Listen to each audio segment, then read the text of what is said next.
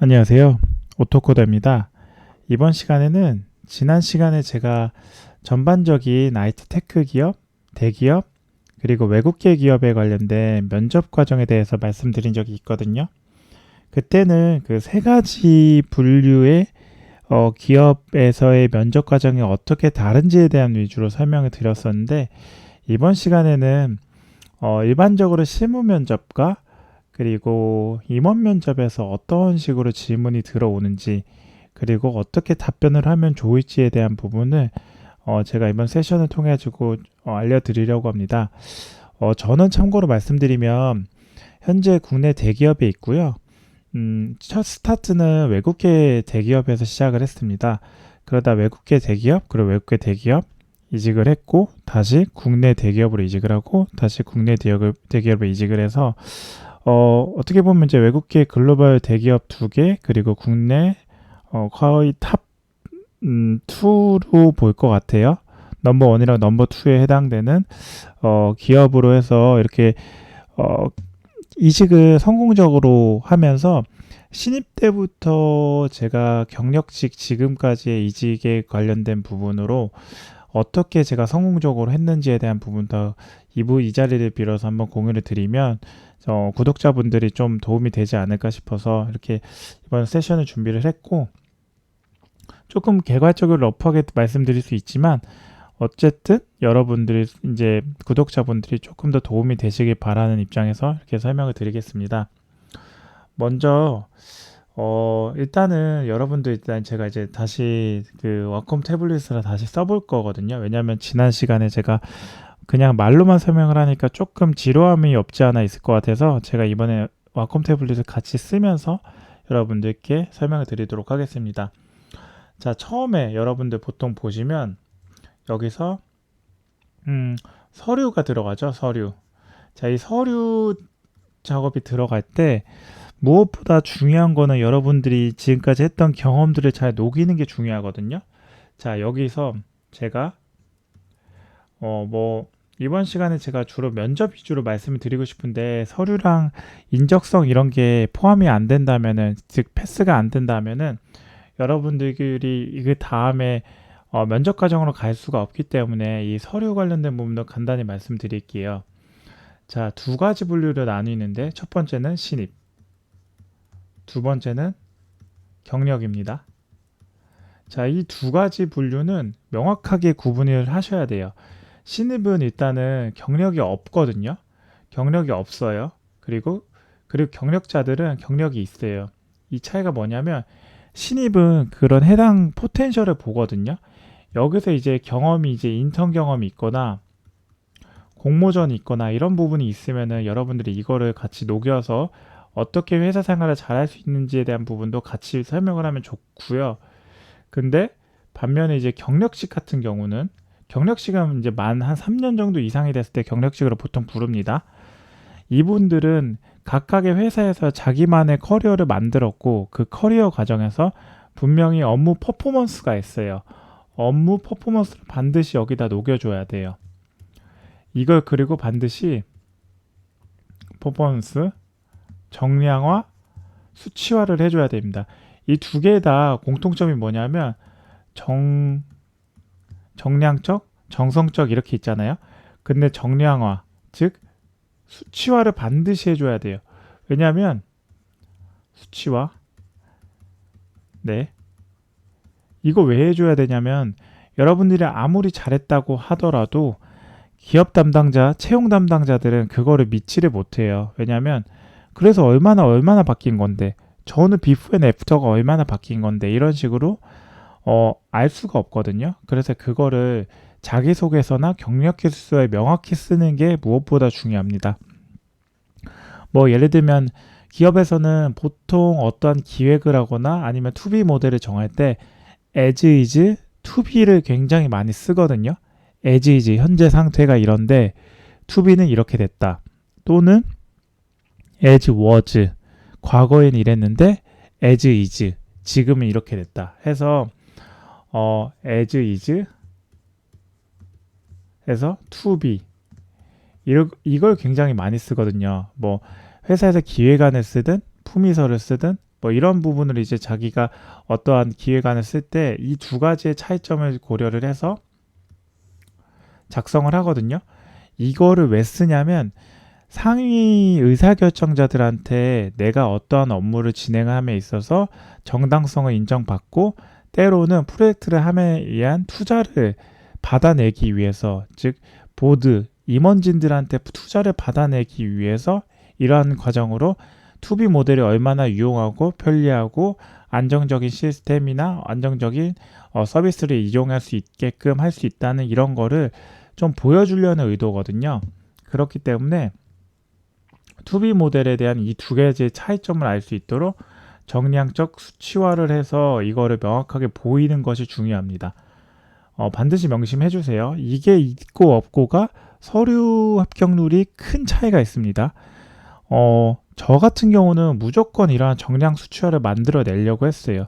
그래서 과거에 제가 어떻게 진행을 했던 부분에 대한 부분들을 어떻게든 이렇게 과거대로 했을 때 어떠한 퍼포먼스가 있었고, 근데 투비 모델로 이러한 시스템을 뭐 제가 퍼포먼스 이뤄내서 만들어내서 이러한 조금 더 어떠한 뭐 예를 들면 2시간 뭐 5시간 주 뭐 20시간의 업무 시간을 아꼈다, 세이브했다, 아니면 비용 절감이 있었다, 뭐 월 뭐 몇백만 원의 비용 절감이 있었다, 이런 식의 조금 더 수치화된 데이터를 만들어내는 게 좋다는 게 제 입장입니다.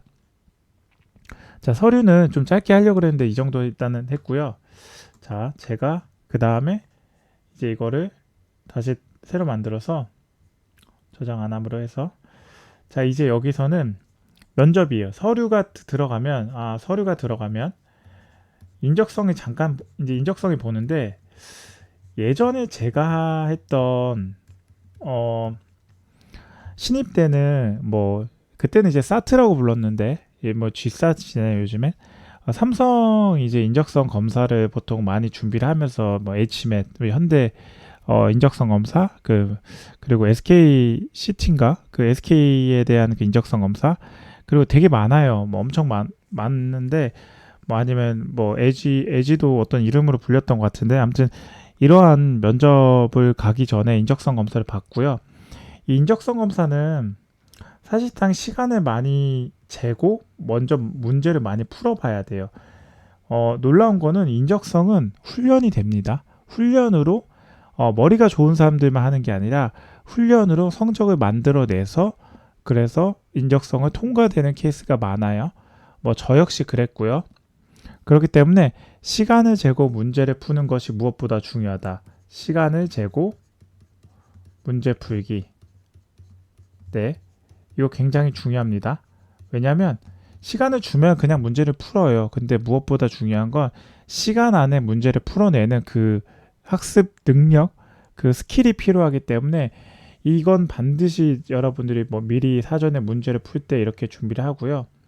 제 개인적으로는 제가 했던 거는 처음에는 시간 여유 있게 문제를 풀고 그 다음에 한 바퀴 돌린 다음에 다른 책으로 넘어가 가지고 다른 책에 대해서 문제 여유 있게 풀고, 그리고 다음 뭐 한 사퀴를 더 돌리든 아니면은 바로 이제 이전 책으로 돌아와서 그때부터 시험 보듯이 문제 풀 때 시간을 재고 풀었습니다.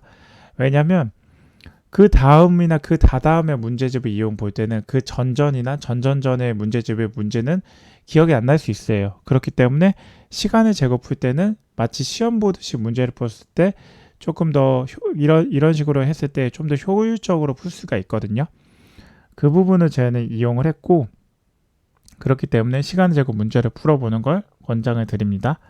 자, 제가 일단은 뭐 인적성까지 넘어왔어요. 인적성까지 넘어왔고, 그 다음으로 해야 되는 게 이제 실무 면접입니다. 딱 실무 면접. 자, 실무 면접이 들어가고 임원 면접이 들어가거든요. 먼저 실무 면접. 여기서 제가 지금 와코메이 좀 익숙하지 않아서, 자, 여기서 이제 일단은 신입이 있고, 그리고 다시 경력이 있어요. 자, 명확히 다릅니다. 신입은 실무 면접이라 봤자 그렇게 실무에서 물어볼 수 있는 질문이 없어요. 이 부분은 주로 이제 대학교 전공, 대학교 전공 시험 문제로 많이 물어보거든요. 뭐 예를 들면 뭐 IT 기준으로 했을 때는 뭐 OSI 뭐 레이어 7 레이어에 대한 부분에 대해서 뭐 설명을 해보시오. 아니면 뭐 네트워크 레이블에서의 뭐 어떠한 어떠한 게 주로 이제 패킷에 대해서 어떻게 움직이는지에 대한 부분을 설명을 해보시오. 그러면 아니면 뭐 스위치로 했을 때 뭐 L2 스위치와 S3 스위치의 차이점이 뭔지, 그리고 라우팅 과정은 어떻게 일어나는지, 뭐 라우팅 테이블은 어떻게 작성이 되고, 뭐 그리고 OS 뭐 이런 식으로 좀 가장 기초적인 질문이 많이 들어오거든요. 그렇기 때문에 어, 대략적으로 이제 전반적인 지식 위주로 전반적인 지식 위주로 알으셔야 돼요. 그랬을 때 답변을 하면 굉장히 플러스 요인일 거고, 답변을 못 하더라도 신입인 것을 감안을 해요. 그래서 답변을 못 하더라도 답변에 대해서 조금 더 액티브하게 지금 답변을 하는 게 좋아요. 뭐 예를 들면 제가 아는 부분은 여기까지인데 이 부분은 사실 잘 모르겠습니다. 다만 이런 부분에서는 제가 이렇게 생각을 하는 부분이 있고, 제가 잘 모르는 부분은 조금 더 학습해가지고 다음 면접이나 아니면 입사해서 그 부분에서 확실하게 보여드리겠다는 이런 적극적인 어필을 하는 게 굉장히 중요해요. 어쨌든 신입은 모른다고 생각하는 게 현업 담당자들의 입장이거든요. 그런데 들어왔을 때 나한테 배우면서 아니면 우리 회사 사람한테 배우면서 좀 더 액티브하고 좀 포지티브하게 적극적으로 배울 수 있는 친구로 채용하는 거 원하기 때문에 전반적인 지식 플러스 적극적인 능력, 적극적인 태도를 보게 됩니다. 이거는 뭐 어쩔 수 없어요. 사람이 뽑는 거기 때문에 이건 어쩔 수 없고, 그에 반해 경력은 솔직히 냉정해요. 경력은 뭐냐면, 자, 경력 기술서. 여러분들이 만 3년 이상 다니고 3년, 5년, 7년 이렇게 다니면 여러분들의 경력에 대한 라인이 쭉 그어져요. 저를 예를 들자면 저 같은 경우는 현재 뭐 보안 뭐 인프라 보안에 대한 업무를 전반적으로 하면서 개발했던 경력도 있고, 그리고 기획했던 업무도 있고, 그리고 뭐 관리했던 PM했던 경험도 있고, 이러한 전반적인 경력에 대한 부분이 있는데, 중요한 게 뭐냐면 경력 기술서에는 여러분들의 일관적인 가치관이 중요해요. 즉 일관적인 가치관, 즉 IT, 본인이 커리어에 있어서 IT가 어떤 의미인지, 어떠한 자기는 일관적인 가치관을 가지고 업무를 수행하면서 그리고 커리어 개발을 해왔는지에 대한 부분이 굉장히 중요합니다. 왜냐하면 저는 전반적으로 이렇게 여러 가지 업무를 했지만 그럼에도 불구하고 저한테 가장 강점인 부분은 자동화예요. 왜냐하면 제가 이 채널을 오픈을 할 때도 제가 자동화 스페셜리스트로 많이 불렸던 뭐 회사나 아니면 다른 쪽에서 많이 도움을 요청을 했던 부분이 있었고, 그런 부분은 업무에서 많은 부분에서 퍼포먼스를 내왔어요. 그러면서 다른 뭐 PM 역할을 하든 기획을 하든 뭐 이런 부분에서 해당 자동화를 어떻게 연결시킬지에 대한 부분을 많이 고민을 하고 그 부분에 대해서 경력 기술서에 녹여냈거든요. 이게 경력 기술서만 들어가는 게 아니라 1차 실무 면접 때도 들어가지만 2차 임원 면접 때도 이 해당 부분을 반드시 질문을 하게 돼요. 임원 같은 경우는 제가 이 부분을 다시 말씀드리자면, 임원 같은 경우는 사람에 대해서 일관성을 굉장히 보거든요.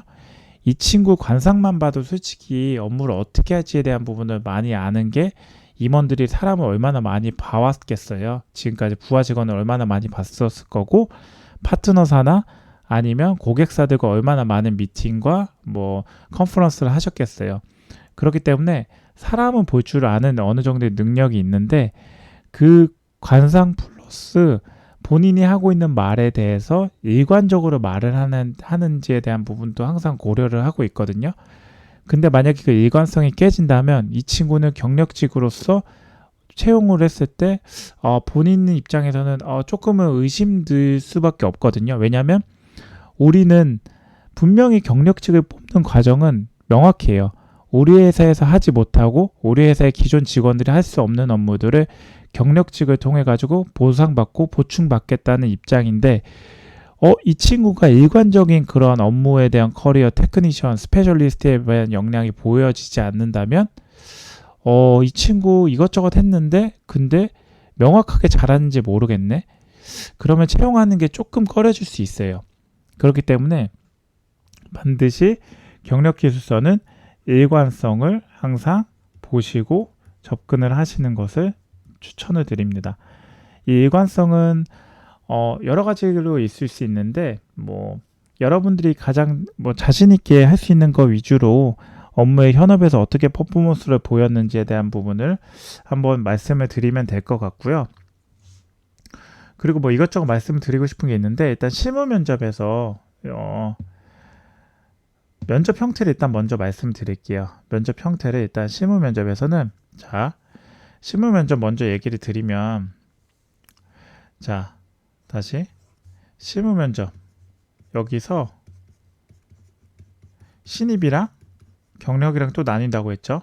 이렇게 들어가요. 이렇게 들어가는데 여기가 신입, 여기가 신입이죠. 요즘에는 신입을 어떻게 보는지 모르겠는데 저 때는 그랬어요. 여긴 경력 이랬을 때 요즘에 신입을 어떻게 보는지 모르는데 예전에 저 같은 경우는 한 4대 1 정도 해서 여기에 테이블이 쫙 있고 여기 테이블이 쫙 있고 그쵸? 여기 이제 면접관들이 여기 이렇게 앉아 있어요. 이런 식으로 한 3명 많으면 4명 이렇게 있고 지원자들 4명 5명 이렇게 돼 있고 많은 데는 7, 8명까지 들어갈 때도 있어요. 저 같은 경우는 과거에 대한항공 면접 볼 때도 7, 8명을 들어갔던 경험이 있는데 아무튼 이런 식으로 이제 만약에 들어가면은 이 지원자들한테 한 명 한 명 다 신입 기준으로는 자기소개서를 먼저 시키거든요. 자기소개서. 사실 자기소개서가 굉장히 큰 임팩트를 있는 건 아니지만 왜냐하면 면접관들이 제가 면접을 봤던 입장에서 사실 현업에서 너무 바쁘기 때문에 자기소개서나 경력기술서를 다 보지 못하고 면접에 들어올 수도 있거든요. 그래서 자기소개서를 보는 시간을 이제 버는 방법으로 일단은 이런 식으로 진행을 할 수도 있고 근데 무엇보다 중요한 거는 자기소개서를 대충 하면 안 돼요. 반드시 면접관이 이목을 끌 수 있게끔 나의 퍼포먼스, 나의 뭐라고 해야 되죠? 스페셜리스트한 부분을 위주로 먼저 설명을 2가지씩을 말씀드리고 그거에 대한 부연 설명을 과거에 내가 사례나 경험에 의해서 백 서포트를 하면서 답변을 해주셔야 돼요.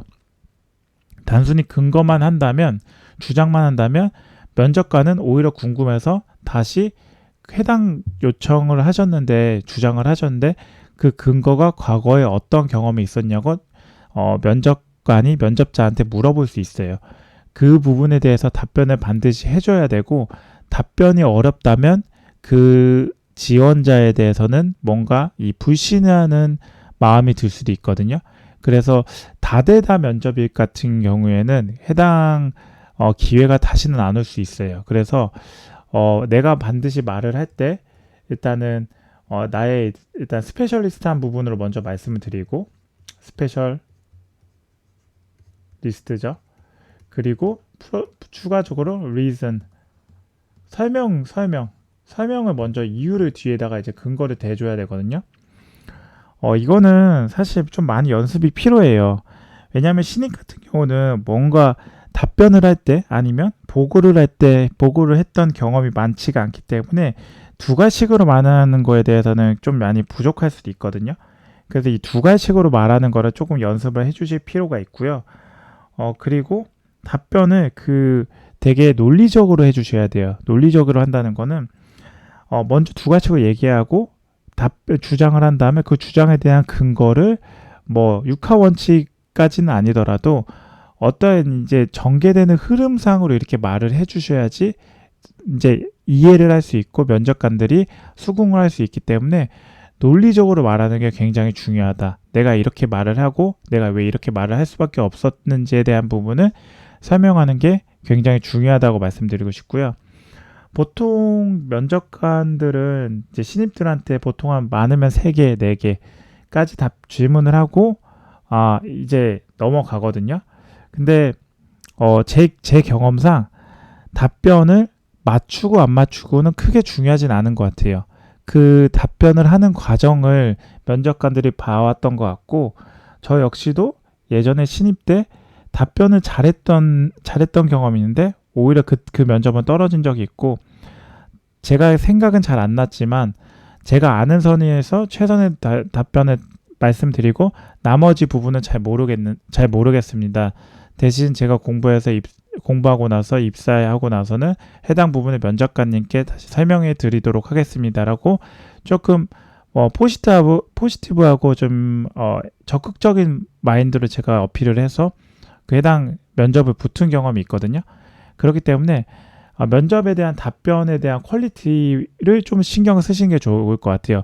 답이 맞냐 안 맞냐보다는. 네, 신입 면접은 이 정도로 보면 될 것 같고, 그러면 이제 경력.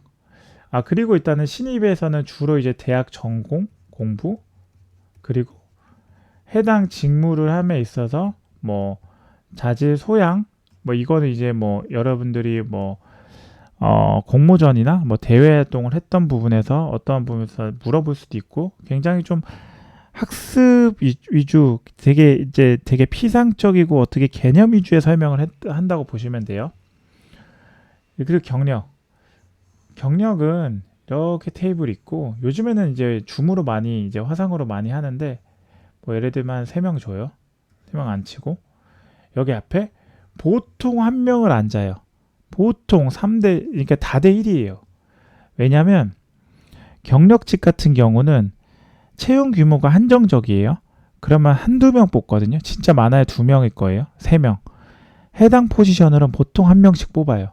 그렇기 때문에 우리 회사에 가장 최적의 인재를 뽑으려고 하기 때문에 여러 명에서 1명을 검증하는 그런 시스템을 가지고 있거든요.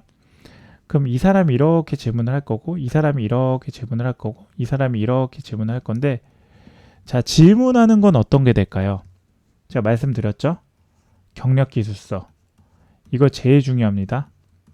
왜냐하면 여러분들이 실무 면접에 올라온 건 왜 올라왔을까요? 여러분들의 경력기술서가 이미 마음에 들었던 거예요. 우리 이 자리에 사람을 뽑아야 되는데 이 친구가 경력기술서에 우리가 원하는 스킬 그리고 스페셜리스트한 부분이 보이네? 일단 한번 불러서 얘기해보고 싶어 하면 부르는 거예요. 불러가지고 인터뷰 한번 하자고 해서 이제 오면은 면접을 보게 되는데, 해당 경력기술서에 경력되어 있는 사항 위주로 말씀을 드리는데, 여기서 주의할 점이 있어요. 반드시 주의할 점. 내 경력기술서는 반드시 숙지를 하시고 가셔야 돼요. 내가 했는데 해당했던 적어놨던 경력기술서와 내가 답변하는 내용이 다르다면 이거는 신뢰성에 문제가 있을 수 있어요. 그러면 어떤 생각을 하시냐? 제가 면접관 입장에서 입장을 말씀드리면, 이 친구가 한 게 아니네? 경력기술서 이거 다른 친구가 했던 거 본인이 했던 걸로 할 수 있겠구나 해서 바로 꼬리 질문이 들어옵니다. 어떤 식으로 들어가냐? 보통은 경력기술서에는 어떠한 자기의 퍼포먼스가 들어가고 IT 기준으로는 테크가 들어갈 수 있잖아요. 그러면 해당 경력 프로젝트 관련된 테크를 심도 있게 물어봐요. 내가 좀 자신 있고 면접관이 아는 입장에서 해당 그 테크에서 프로젝트에서 이거는 이 친구가 기본으로 알아야 될 것 같은데 한번 물어보자 해서 이 친구의 바닥이 어디까지인지 끝까지 이제 파고 들어가는 경우가 있거든요. 그렇기 때문에 반드시 내가 아는 부분을 숙지를 하고 접근을 하고요. 그리고 면접관들이 물어보는데 답변을 다 못할 수가 있어요. 당연하죠. 왜냐하면 저보다 이미 많이 알고 있는 사람들이 면접을 들어갈 거고, 그렇게 어떻게 보면 질문하는 것도 본인한테 본인이 알고 있는 거에서 유리한 거 위주로 질문을 할 수 있기 때문에, 그러면 최대한 내가 아는 부분까지만 답변을 드리고 모르는 부분은 그냥 모른다고 솔직히 말씀드리는 게 훨씬 나아요. 왜냐하면 경력자도 어쨌든 다른 데서는 경력을 쌓았지만 우리 회사 와서는 신입과 같은 사람과 마찬가지고 새롭게 다시 배워야 되는 입장이기 때문에, 어떻게든 이 친구가 우리 회사에서 빠르게 온보딩해서 빠르게 학습하고 적응할 수 있는 그런 사람의 인재를 필요하거든요. 그래서 잘 모르겠는데 이제 잘 모르겠습니다. 대신 입사하게 되면 이 부분은 제가 다른 업무의 역량과 동일한 수준으로 퍼포먼스를 올리기 위해서 최선의 노력을 다해서 귀사의 업무 발전에 기여하겠다는 식으로 답변을 드리는 게 좋습니다. 솔직하게 답변을 드리는 게 가장 좋아요. 굉장히 어설프게 아는 방향으로, 이제 솔직이라고 제가 쓸 건데, 아는 방향으로 답변을 했다가 이게 괜히 오히려 역효과가 날 수가 있거든요. 그렇기 때문에 가급적 여러분들은 솔직하게 답변을 하는 게 좋다. 근데 이제 경력자들한테 무엇보다 꼭 질문을 하는 방법 중에 하나가 퇴직사유입니다. 퇴직사유. 저도 이직을 꽤 많이 한 편이죠. 근데 IT 입장에서나 아니면 외국계 입장에서는 그렇게 이직이 잦은 건 아닌데, 국내 대기업 기준으로 하면은 이직이 그래도 좀 많은 편에 속하죠. 근데 이 퇴직 사유는 어떻게 보면 굉장히 중요해요, 여러분들. 일단은 제가 말씀드리고 싶은 거는 가급적 여러분들의 커리어 입장에서 퇴직 사유를 말씀드리는 게 중요해요. 예를 들면 진짜로 솔직하게 퇴직 사유 말씀드리라고 해가지고 뭐라고 말씀드릴까요? 예를 들면 여러분들이 퇴직 사유를 말씀드릴 때 연봉 수준이 나랑 너무 안 맞았다. 아니면 회사에도 인사 정책이나 이런 게 불만이 있다. 이런 부정적인 얘기를 하시는 것보다는 긍정적으로 내 커리어의 발전을 위해 귀사가 갖고 있는 어떠한 비즈니스에서 내가 이런 부분으로 퍼포먼스를 내보고 싶어서 지원을 했다. 또는 귀사에서 채용하고 있는 이 포지션 자체는 내가 갖고 있는 내 역량 중에 이러한 스페셜리스트와 잘 부합이 되고, 저는 이 부분에서 조금 더 귀사에서 요구하는 스킬을 조금 더 학습하고 역량을 개발하고 싶어가지고 지원을 했다. 이런 식으로 커리어 관점에서 접근을 하시는 게 가장 베스트입니다. 왜냐하면 어쨌든 제가 말씀드렸죠. 인사팀이든 채용팀이든 현업이든 여러분들한테 요구하는 거는 어쨌든 빠른 퍼포먼스를 보이는 것 플러스 우리 회사에서도 잘 적응해서 이 친구가 훌륭하게 성장해서 다시 회사의 업무 역량이나 이런 쪽으로 기여하고 발전될 수 있도록 하는 게 이 회사에 채용하려는 입장에서도 목적이기도 하기 때문에, 커리어 관점에서 하는 게 제가 본 경험, 그리고 이직, 그리고 면접 봤던 것 중에 가장 승률이 좋았다. 면접 합격률이 굉장히 가장 많이 높았다라고 말씀드리고 싶은 게 이 퇴직 사유에서 커리어로 접근을 했던 부분인 것 같습니다.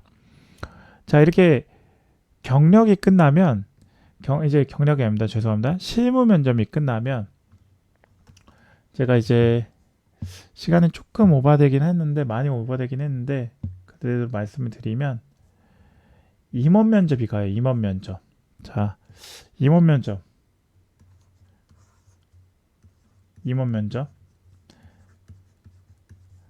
임원 면접 같은 경우는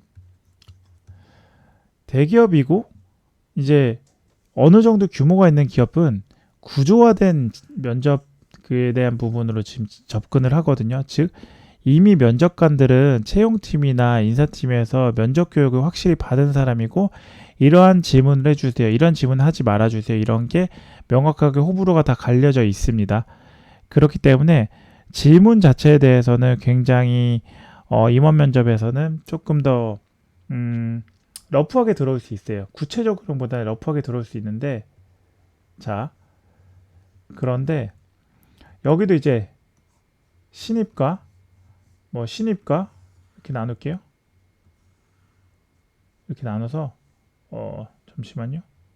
이렇게 나눠서 여기는 신입, 그리고 여기는 경력이죠. 자, 제가 지금까지 설명하는 건 제 경험에 의해서 말씀드리는 거고, 둘 다 경력이, 지금 경험이 다 있기 때문에 제가 이렇게 말씀드리는 겁니다. 자, 신입에서는 임원 면접은 회사 생활의 전반적인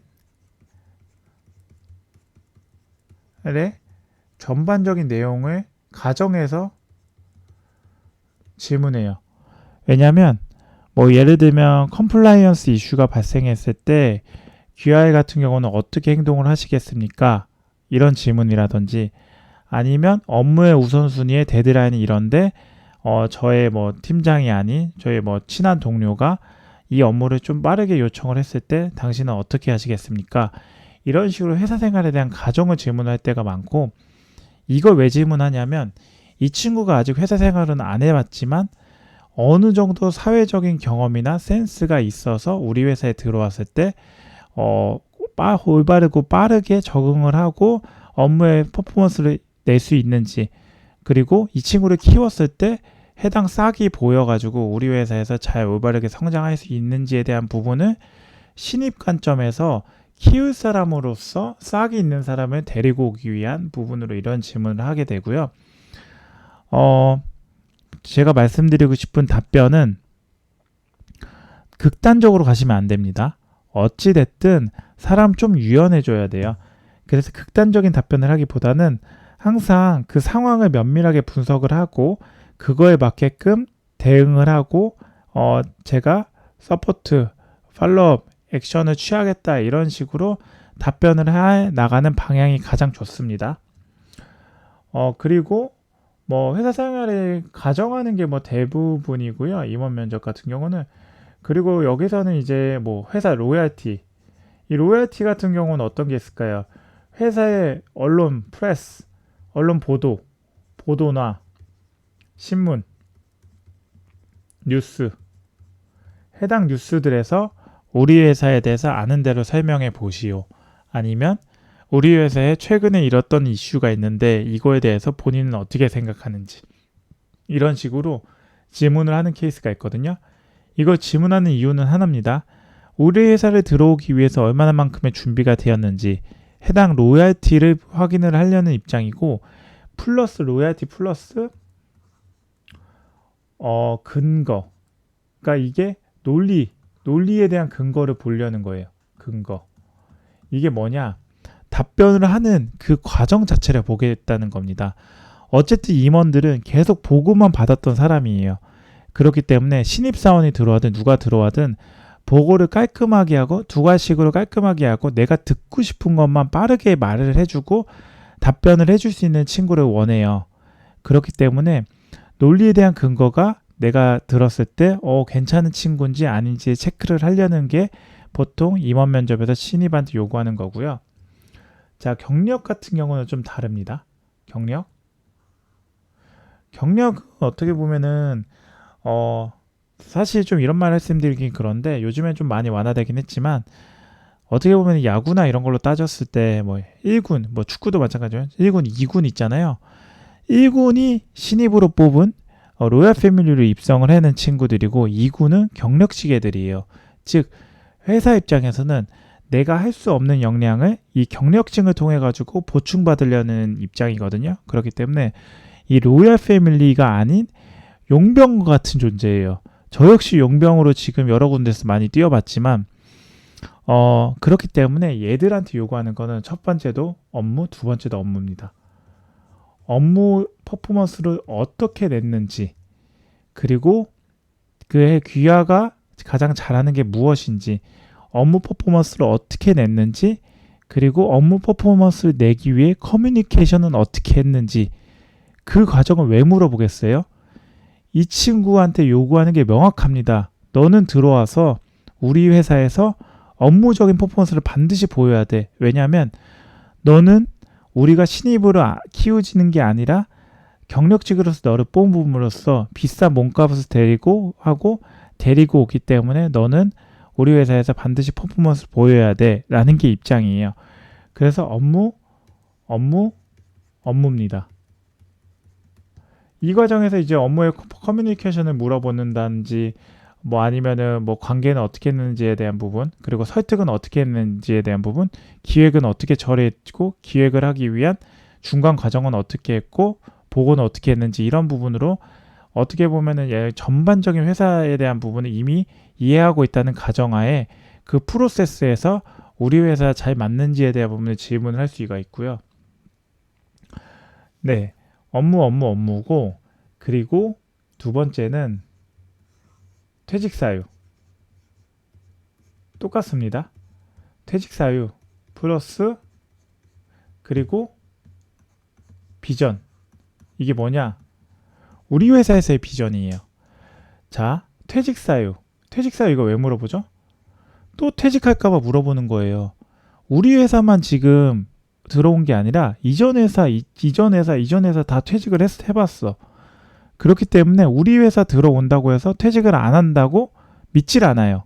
면접관들은 이 친구들이 퇴직을 안 한다고 믿지 않기 때문에 퇴직 사유를 다시 한번 들어보고 이 친구가 진짜 퇴직 사유가 합당한지, 그래서 우리 회사는 오래 다닐지에 대한 부분으로 검증하려고 퇴직 사유를 물어보거든요. 근데 이제 퇴직 사유를 답변을 할 때 중요한 게 뭐냐면, 저도 많이 고민을 했던 부분인데, 솔직하게 답변을 하되 너무 솔직하면 또 안 돼요. 이게 무슨 말이냐? 뭐 예를 들면 이런 거예요. 내가 업무적으로 예를 들면 뭐가 있을까요? 뭐 기획 업무, 제가 예를 들면은 뭐 인프라랑 보안을 한다고 쳐요. 내가 이제 보안을 하고 싶은데 인프라는 그만하고 싶어가지고 보안 쪽에 포지션을 들어가려고 해요.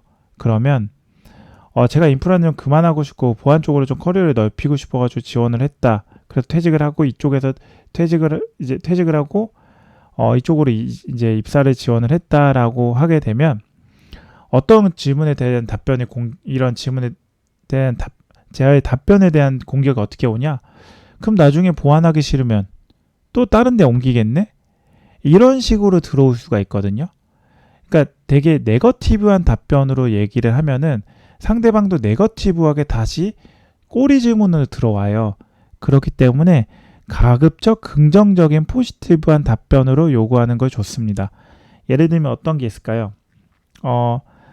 내가 인프라를 해왔는데 이 보안 업무에 대해서는 내 인프라의 역량이 이 정도에 있고, 인프라를 활용해가지고 보안 쪽인 부분에서 운영 자동화나 아니면 운영적인 기획을 인프라 관점에 해서 보안에 대한 오히려 좀 효율적인 모델링을 만든다거나, 이런 식으로 내가 해왔던 걸 장점으로 여기고 장점을 활용해서 새로운 포지션에서 내가 그 해당 포지션 잡 디스크립션에서 요구하는 거에 대해서 내가 기여하고 공헌하겠다는 부분으로 긍정적으로 답변을 해주셔야 됩니다. 그랬을 때 면접관들도 이 친구의 업무의 커리어상 확장되는 업무의 영역이고, 우리 회사에 들어왔을 때 이 친구의 기존 업무 역량을 활용을 하면 우리 퍼포먼스도 좋아지겠구나 라는 입장으로 이해를 해주실 겁니다. 그렇기 때문에 이 퇴직 사연은 가급적 긍정적으로 답변을 해주셔야 되고, 그러나 솔직하게. 왜냐하면 이게 솔직하지 않으면 대충 외워온 거나 이런 걸로 얘기를 하게 되면은 내가 그거에 대해서 너무 깊게 답변을 못하는 한 언젠간 뽀록나게 돼 있어요. 퇴직 사유를 꼬치꼬치 캐무는 케이스도 있거든요. 그렇기 때문에 근본적인 퇴직 사유는 솔직하게 답변을 해라. 대신 이거를 긍정적으로 포장해서 답변을 해주시는 게 가장 베스트입니다. 그리고 비전은 자, 이거는 그래, 근데 우리 회사에 그러면 오면은 어떻게 할 거야? 우리 회사에서 당장 어떤 퍼포먼스로 볼 건지 당신의 미래를 얘기해 주세요. 이렇게 질문을 하실 수 있어요. 그러면 신입 같은 경우는 3년, 5년, 10년 후에 어떻게 하겠다. 이렇게 답변을 예전에는 많은 이런 케이스로 많이 했거든요. 그런데 경력직들한테는 그걸 그렇게 크게 믿지를 않아요. 이 친구가 또 이직을 할 수 있다는 그걸 염두에 있기 때문에 주로 단기, 중기적으로의 많이 요구를 할 수 있거든요. 단기적으로 지금 현업에서 활용하고 있는 이 부분에서 요구하는 이 능력을 저의 어떠한 역량을 활용해 가지고 빠르게 보충하고, 뭐 예를 들면은 전반적인 문제점에 대한 부분은 제가 로드맵을 수립을 해서 그 해당 로드맵 기준으로 어떻게 처리를 하겠다는 걸 단기적으로 계획을 잡아놓고 중기적으로 하나씩 스텝 바이 스텝으로 어떻게 이제 진행을 하겠다는 식으로 답변을 주시면은 그게 더 깔끔하게 답변이 될 거예요. 그리고 장기적인 부분도 언급을 해주셔야 돼요. 왜냐하면 더 이상 나는 이제는 이직을 하지 않을 거고 귀사에서 내가 쭉 오래 근무를 하면서 최고의 퍼포먼스를 내서 뭐 C레벨의 임원까지 올라가고 싶은 그런 의지를 얘기를 해주면 이 친구 입사를 해서 우리 회사에서는 오래 다니면서 퍼포먼스를 좋게 보이려고 최선의 노력을 다하겠구나 라는 식으로 해서 오히려 좋게 보고, 특히나 임원분들은 여러분들 잊지 마셔야 되는 건 어르신들입니다. 그렇기 때문에 생각보다 보수적이에요. 요즘 이직을 많이 하고 많이 옮긴다고 해도 그거는 지금 현재 임원분들한테는 별로 그렇게 그 사람들한테는 그렇게 크게 와닿지 않는 거예요. 왜냐면 본인들이 직장 생활을 할 때는 IMF 이전 시대 아니면 전후 세대에서 정년이 보장됐던 시기였고, 한번 자리를 잡았던 첫 직장이 쭉 자리를 잡아와서 현재까지 있었던 그 회사일 수 있기 때문에 무엇보다 이런 부분을 고려했을 때 장기적인 관점에서의 그러한 내가 비전도 보이는 게 마지막으로 언급하면서 종료하는 게 가장 베스트일 것 같습니다. 자, 제가 지금 꽤 오랜 시간 동안 이렇게 답변을 드린 거는 제가 뭐 개인적으로 말씀드리면은 저는 가끔 저 자신의 실력과 그리고 시장에서 어떤 거 요구하는지에 대한 부분을 가끔 제가 인터뷰나 뭐 이런 부분으로 체크를 하면서 그걸 한번 확인을 하려고 그래요. 그리고 내가 아직 이렇게 좀 현업에서 감각을 잊지 않고 최선의 이제 열심히 자기 발전을 하고 있고, 그리고 질문에 대한 답변을 얘기를 했을 때 내가 어떻게 지금 답변을 해야 되는지, 그리고 내 경력은 어떻게 지금 커리어를 쌓아왔는지, 이런 부분들을 좀 감을 잃지 않으려고 인터뷰를 그냥 가끔 한 번씩 보거든요. 보면서 제가 많이 좀 느껴요. 인터뷰는 사실상 기술적인 부분, 테크니컬한 부분도 많이 들어가는데 어떻게 보면 진실성이 좀 가장 중요하고, 그 진실성을 어떻게 포장을 하고 그걸 나만의 언어로 어떻게 얘기하는지, 이게 굉장히 중요한 것 같고, 사람마다 이러한 기준은 조금 다를 수 있어요. 그렇기 때문에 일관성 있게 내 자신에 대해서는 일관성 있게 그런 역량을 잡아놓고 인터뷰 때 어떻게 답변을 할지, 실무 면접 때 어떻게 답변을 할지, 임원 면접 때 어떻게 답변을 할지, 이 부분을 일관성 있게 만드셔서 인터뷰에 임한다면 좋은 결과가 있을 겁니다. 제가 제 개인적으로 말씀드리면 저도 인터뷰를 볼 때마다 좋은 결과가 항상 좀 많이 있었던 편이었어요. 그런데 일단은 인터뷰를 보고 중간에 제가 개인적인 사정으로 인해서 안 가는 케이스나 이런 게 있을 수 있어서 당시에는 이제 굉장히 좀 많은 죄송한 부분도 있었지만, 그럼에도 불구하고 여러분들은 인터뷰를 한 번씩 보면서 여러분들이 어떠한 지금 수준에 있고 어떠한 레벨에 있고, 그리고 앞으로 어떠한 역량 커리어 개발을 할지에 대한 부분도 끊임없이 셀프 체크를 하는 게 저는 무엇보다 중요하다고 생각합니다. 네, 제가 준비한 과정은 여기까지고요.